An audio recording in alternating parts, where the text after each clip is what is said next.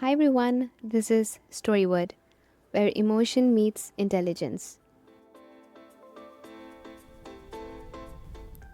I've been noticing something about myself lately.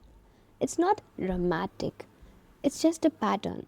In most situations, I end up being the stable one. If something shifts unexpectedly in the lab, I don't panic. I go back to the process. I check what might have caused it, and sometimes I even retrace steps. That feels normal to me.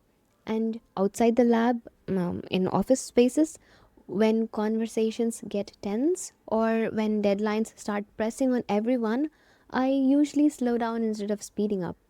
I kind of let other people react first. For a long time, I thought that meant I was just mature.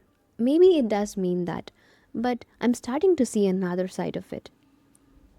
When you're almost always the steady one, people stop wondering whether you're carrying too much.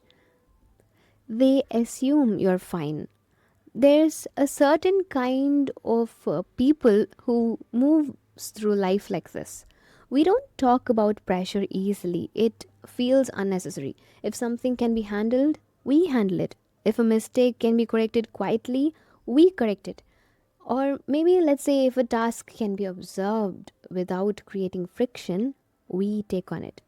Not because we love extra work, sometimes it just feels simpler than explaining why we're stretched. And slowly, that becomes your identity. You're the one who will manage. You become the one who won't escalate, and sometimes you're also the one who doesn't make things heavier. I remember a phase where everything felt technically manageable. Nothing was collapsing, nothing was visibly wrong, but I was constantly in motion.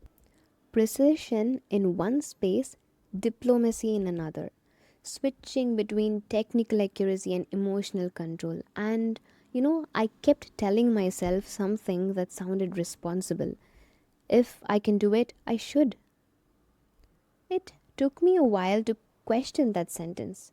Just because you can carry something doesn't automatically make it yours to carry.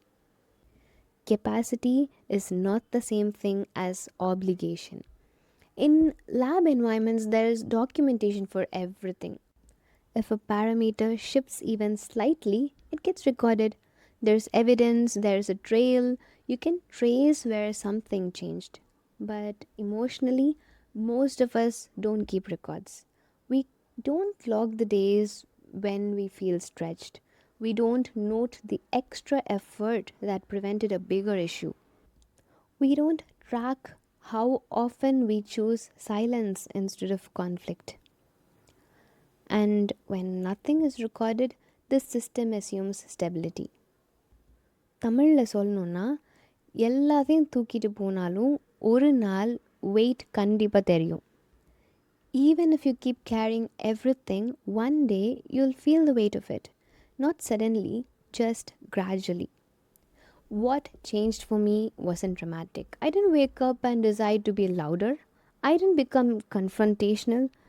I just started noticing where I was automatically saying yes, where I was absorbing things without even checking my own limit. There's a difference between being strong and being silent. Strength is something you choose, silence is something you fall into. And if you stay there too long, people stop seeing the effort behind your steadiness. This isn't about blaming workplaces or suggesting that everyone is taking advantage. Most people respond to what they see. So if they see you handling everything calmly, they assume it's sustainable. So at some point, the responsibility shifts back to you. Not to become reactive and not to be constantly complaining, just to be clear, to say, this is my bandwidth, to say, I need redistribution, to let effort be visible instead of silently being heroic. So, if you're always been the reliable one, the one who rarely asks for help, maybe it's worth asking yourself a quiet question.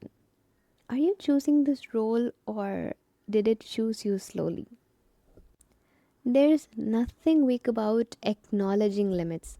Even the strongest structures are built with load calculations. Without that, they crack. And people are no different. Maybe strength at this stage of life isn't about carrying more. Maybe it's about knowing when to put something down.